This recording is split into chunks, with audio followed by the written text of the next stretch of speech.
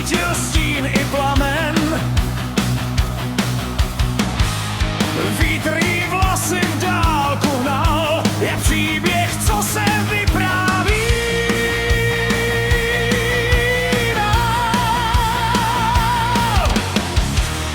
Kroky jí vedly cestou mlhou, srdce však neslo tíhu dnů.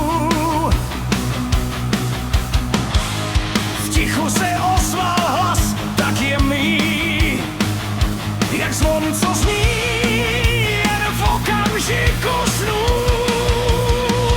Říkali lidé, krásná, vzácná, její smích léčil bolest nás.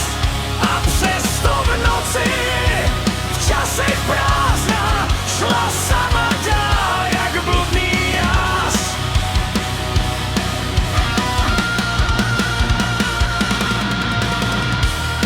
A kdo jí potká v šeru rána,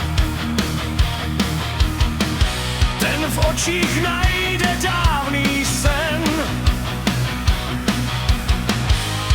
Balada zpívá Jana Sedlová, její příběh nikdy nezmizí ven.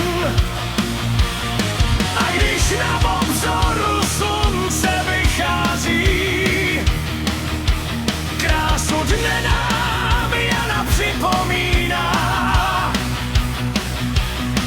V její duši síla, co nás provází, v úsměvu světlo, co nikdy nezhasíná. Říkali lidé, krásná, vzácná, její smích léčil bolest nás.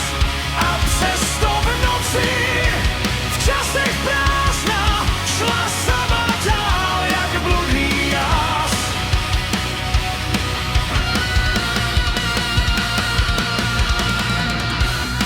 A když se večer snese tiše,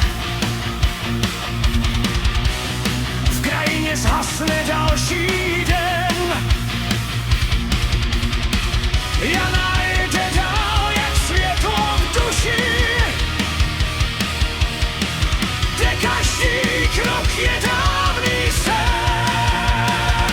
Říkali lidé, krásná, vzácná, v jejich očích bouře, v srdci hlas. A přesto v noci, v časech prázdna, kde dál v srdci nese vlastní hlas. Jana Sedlová, jméno z plamenů, co v mysli zůstává a vrací se zas.